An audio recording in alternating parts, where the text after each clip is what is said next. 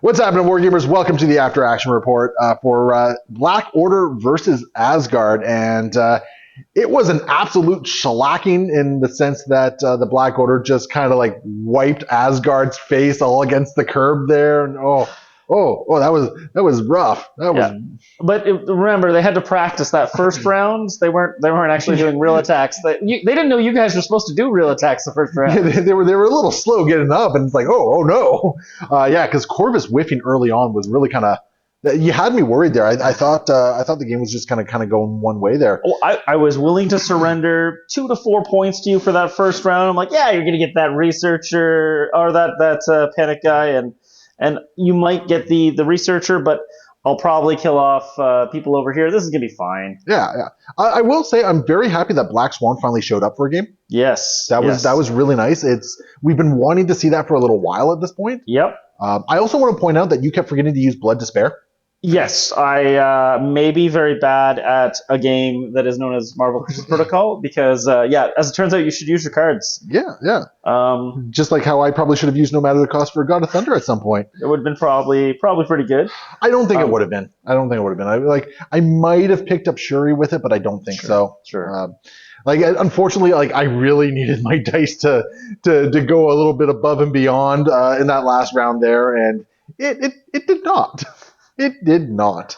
I am going to say that I absolutely loved Shuri in this list. The rerolls are exactly what this needs. Now, oftentimes I would just roll into the same thing that I had done, but it definitely felt much more comfortable, not just rolling dice, and that's what I got. What do you got for me? Having that option, and that's actually something I felt on my end, not having any rerolls or dice manipulation or anything like that.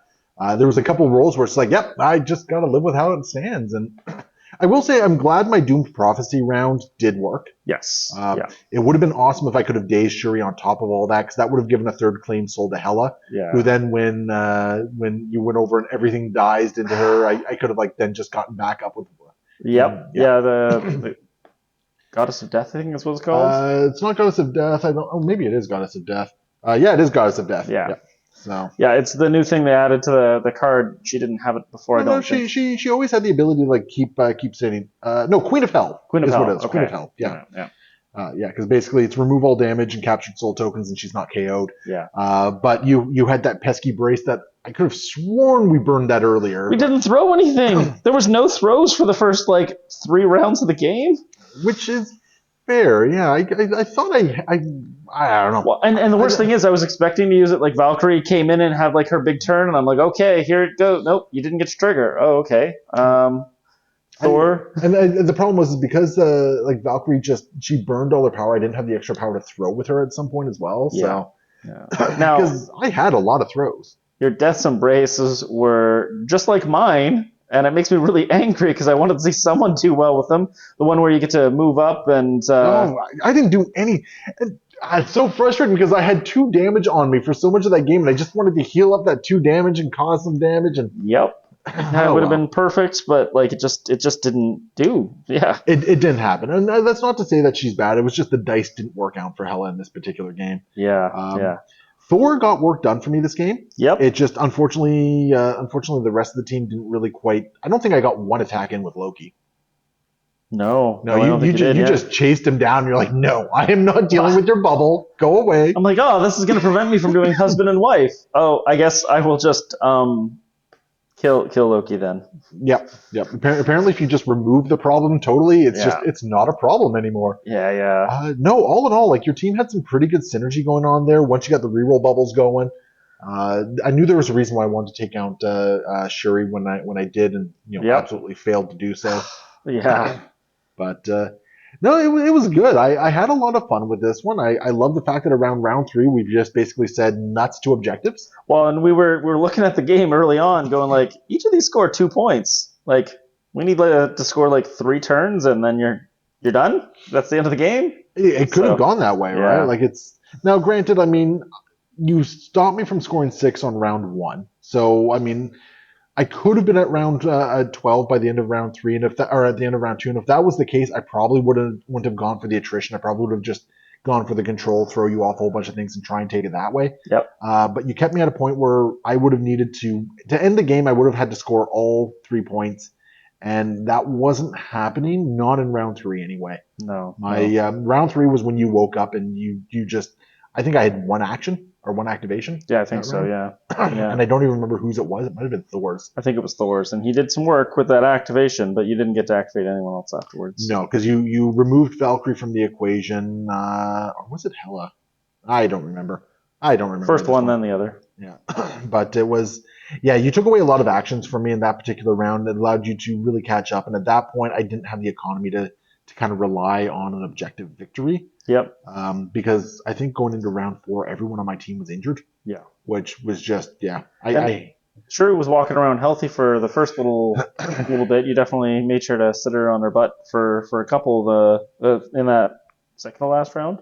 So yeah, I ended with 2 injured characters to your 1, and then was able to push them off, right? Yeah, yeah, and then that came through. Like Proxima came through. She did some good damage. Corvus came through, did a little bit of damage. But yeah, it was really Black Swan that was kind of your MVP for this game. Because she accounted for. She got Valkyrie, she got Hela, and she got Thor. Yep. She got all 3 of them. Because it was Corvus who hunted down Loki and basically just said, "Go away." Yeah, exactly. Be done with you. But he beat up on the little brother. Yeah, apparently. But yeah, they all got the work done, which was great, and it was really good to see this team kind of pop off the way it did. Yeah, I'm very pleased about that fact. It was a lot of fun too. Like we definitely rolled a bunch of dice and had ridiculous rolls the whole time. So I don't know what you're talking about. I rolled no defense dice for Thor for a good chunk of that game.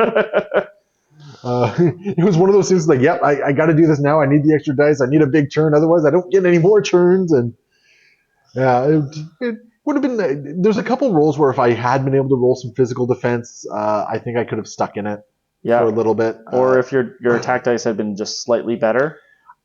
I don't even necessarily know if that's the case. I think you got like 4 or 5 attacks into Thor without me rolling a single defense die for it. Okay, those take one. Well, no, so some of them were like there was one that you got 4 in there. Yeah. There was one that you got 2 in there. Like there was enough that you were able to kind of nickel and dime me as part of the process, right? But as soon as you got to use your energy defense, you're back on. Oh yeah, I can stop 3 damage, no problem. You don't get to stop the God of Thunder with energy. That's not how this works. You have to punch him to death. Here's a roll of nickels. Go have at it. That's how this works. We'll bring in other fandoms. You can dreadsock them.